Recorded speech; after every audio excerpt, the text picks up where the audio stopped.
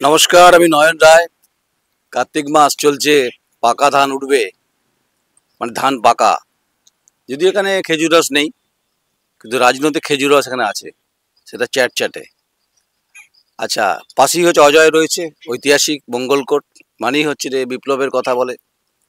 যে পাশে বসে আছে, যাকে দেখছেন, শান্ত সরকার, তিনি হচ্ছেন পূর্ব বর্ধমান তৃণমূল কংগ্রেসের সাধারণ সম্পাদক। এখন দেখছেন হয়তো চুপচাপ, চুপচাপ নয়, সময়ের সঙ্গে সঙ্গে হাওয়ার ঘোরার সঙ্গে সঙ্গে কথা বলে। শান্তদা, অনেকবার কথা হয়েছে বিভিন্ন সময়। এখন শান্তদা একটু গুটিয়ে আছে, চুপচাপ আছে, যে ঠান্ডা ফান্ডা পড়েছে। এরপর তো এসআইআর ইস্যু, তারপরে নির্বাচন শুরু হবে, বিজেপির বিরুদ্ধে আক্রমণ শুরু হবে। আগের মেজাজে শান্তদাকে পাওয়া যাবে? 108। আমাদের এখানে বিধানসভা ভোটের আগে আমাদের কর্মীরা সবাই ঝাঁপিয়ে পড়ে, তৃণমূল হয়ে ঝাঁপিয়ে পড়ে, এবং মমতা বন্দ্যোপাধ্যায়, অভিষেক বন্দ্যোপাধ্যায় হয়ে ঝাঁপিয়ে পড়বে। এখানে বিজেপি বলে কিছু নাই, সিপিএম বলে কিছু নাই।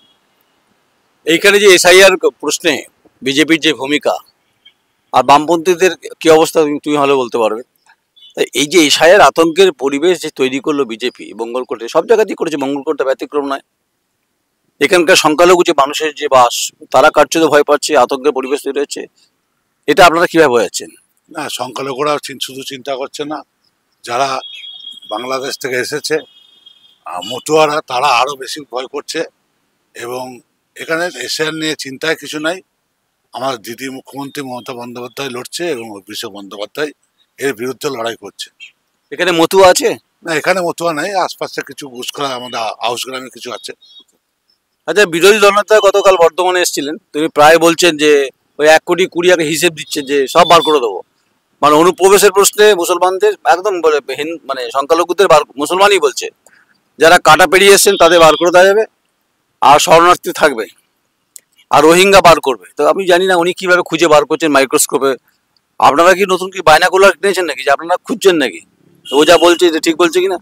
ও তো 21 সালেও বলেছিল আমরা ক্ষমতায় আসছি, আচ্ছা, বলে আমরা ক্ষমতায় আসছি আর তৃণমূল চলে যাচ্ছে। এবারও সেইভাবে ও বক্তৃতা দিচ্ছে নিজের মতন করে। ওর বক্তৃতা কেউ শুনে না, কথাবার্তা শুনে না, ও নিজের মতো বলে যাচ্ছে। আর দল, আমাদের তৃণমূল দল, এখানে বিরোধী বলতে কিছু নেই, একমাত্র তৃণমূলই আছে, বিরোধী শক্তি কিচ্ছু নেই, বিজেপির কিচ্ছু নেই। তো এটা তো হচ্ছে অ্যাকচুয়ালি বোলপুর বিধানসভা লোকসভার মধ্যে পড়ে, আর বর্ধমান জেলার মধ্যে পড়ে, অত্যন্ত গুরুত্বপূর্ণ। এখানকার মাটি খুব উর্বর রাজনৈতিকভাবে, সেটা আপনি জানেন, যে মানুষ বইয়া থেকে শুরু করে নার্গিস বেগম। আমি পোস্টে যাবো না আজকে। লড়াই হবে এখানে? হ্যাঁ, লড়াই বলতে তো এখন বিরোধী দল নাই, আগে সিপিএমের অত্যাচার করে গেছে। তো আগে ডাবলু আনসারি ছিল, এখানে এত অত্যাচার করেছে। 2011 সালের আগে 4-5টা মার্ডার করেছে। বক্সিনগরে আলাউদ্দিনকে ঘর থেকে তুলে এনে মার্ডার করেছে। পশ্চিমে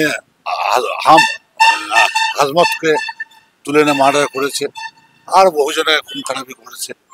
তো সেই বোমগুলি আর নাই। মঙ্গলকোট এখন শান্ত, এলাকা শান্ত আছে, এবং তৃণমূল আসার পর এখানে মঙ্গলকোট শান্ত আছে।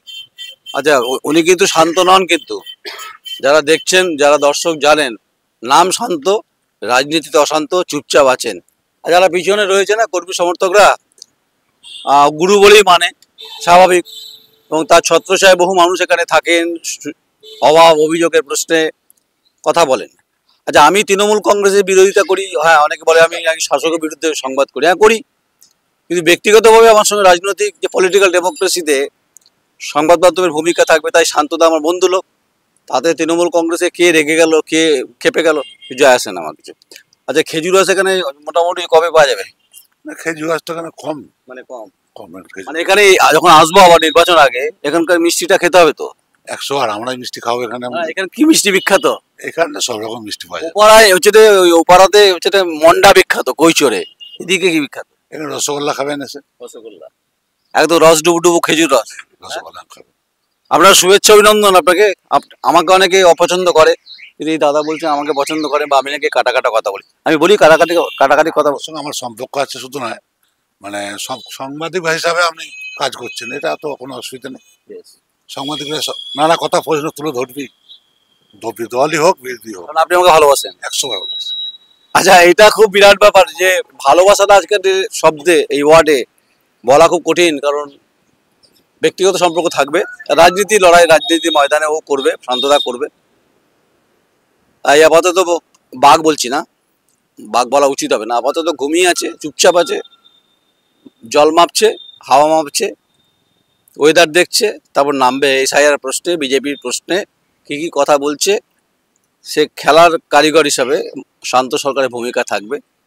আমি নয়ন রায় থাকবো, ঐন্দ্রিলা ব্যানার্জি চিত্র সাংবাদিক, সমীর দফাদার। অত্যন্ত উর্বর মাটি রাজনৈতিকভাবে, মঙ্গলকোট জেলা, পূর্ব বর্ধমান। নমস্কার।